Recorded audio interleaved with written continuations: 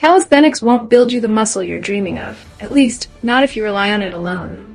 The problem is that your body adapts to body weight resistance faster than you think. And without progressive overload, growth slows to a crawl. That's why so many people jump between push-ups, pull-ups, and dips for months, yet see little size change.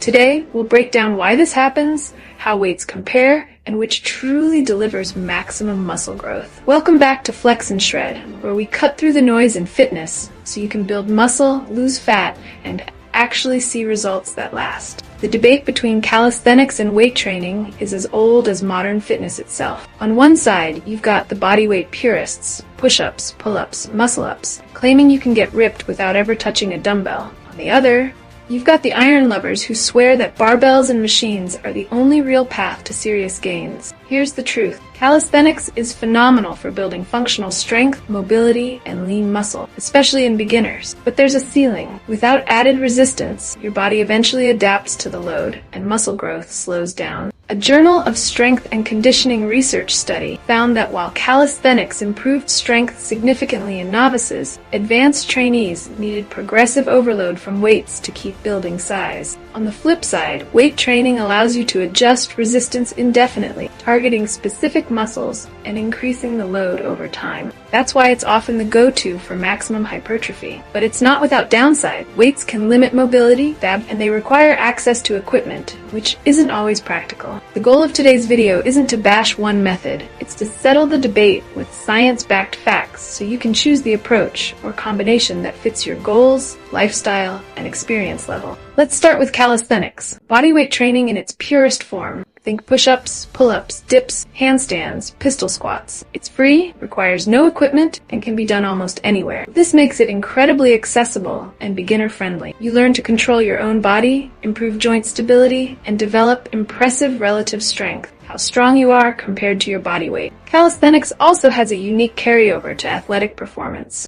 Movements like pull-ups build grip, lats, and biceps, while push-ups target the chest, shoulders, and triceps. Plus, compound bodyweight movements engage multiple muscle groups, improving coordination and core strength. A 2020 review in the Journal of Human Kinetics even found calisthenics to be highly effective for improving overall functional fitness. But here's the drawback. Progressive overload is harder to achieve. Yes, you can make push-ups harder by elevating your feet, slowing down the tempo, or moving to one-arm variations. But eventually, the jumps in difficulty become huge, making steady progression difficult. And if muscle hypertrophy, gaining size, is your main goal, the limited ability to increase resistance can slow or stall growth, especially in advanced lifters.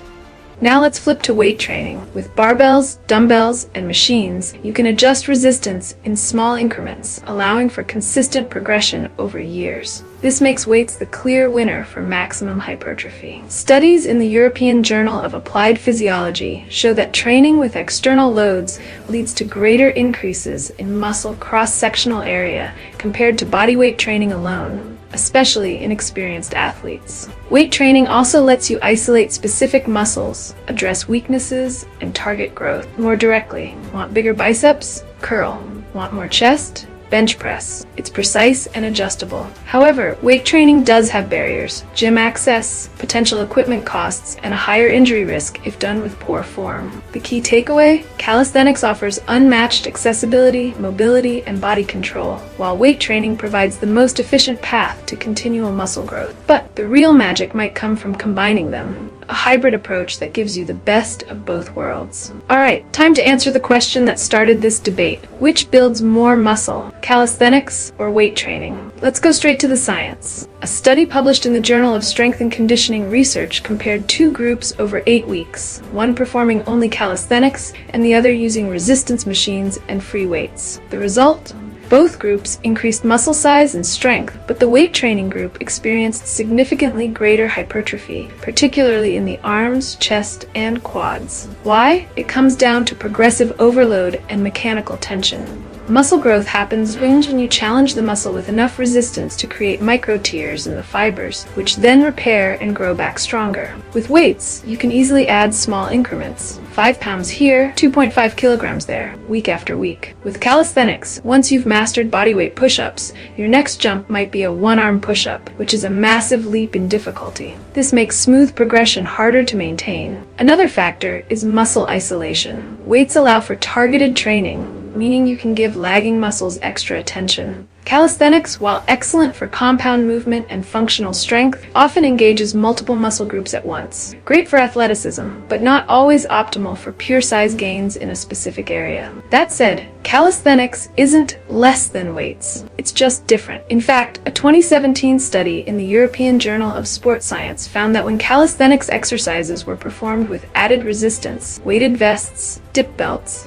muscle growth was similar to that of traditional weight training. The catch? You still need progressive resistance, whether it's a barbell plate or a weighted backpack. Here's the verdict. If your goal is maximum muscle mass in the shortest time, weight training generally has the edge due to precise load control and isolation potential. But if your goal is aesthetics with athleticism, mobility, and body control, calisthenics offers advantages weights can't replicate. And if you want the ultimate combo, use weights for consistent overload and muscle targeting, and calisthenics for functional strength, joint health, and impressive bodyweight skills. This hybrid method is exactly what many elite athletes use to build both size and performance. So after looking at the evidence, it's clear both calisthenics and weight training have strengths and limitations. The biggest misconception I hear is that calisthenics can't build muscle at all. That's simply not true. If you're a beginner or even intermediate, bodyweight training can deliver impressive gains, especially when paired with progressive variations or added resistance. On the flip side, some people believe weight training is the only real way to get strong or look muscular, but strength is context dependent. You might bench press a heavy barbell, but fail miserably at a strict muscle up because calisthenics develops different types of strength and control. Another common myth is that you have to pick one method and stick with it forever. That's not how fitness works. Your body thrives on adaptation, and introducing variety keeps you progressing. For example, you could run a traditional hypertrophy program in the gym while finishing each session with calisthenics skills like planche progressions or weighted pull-ups.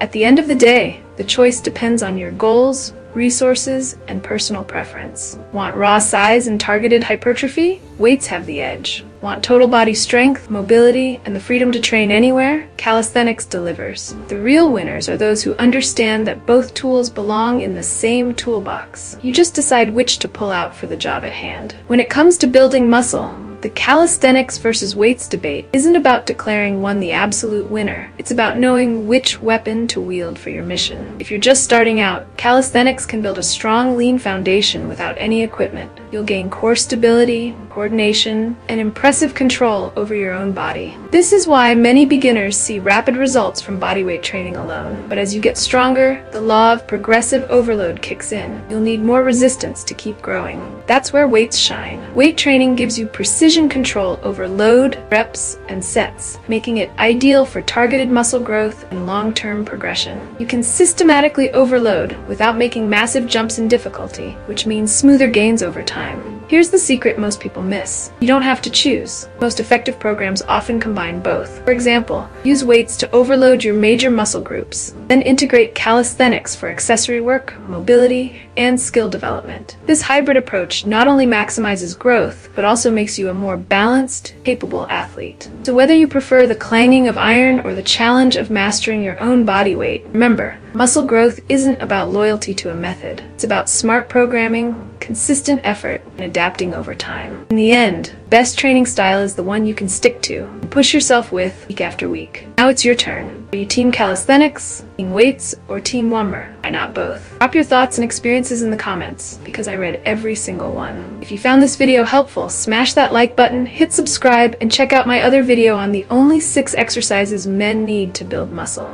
Let's keep building strength and size, smarter, not harder, right here on Flex and Shred.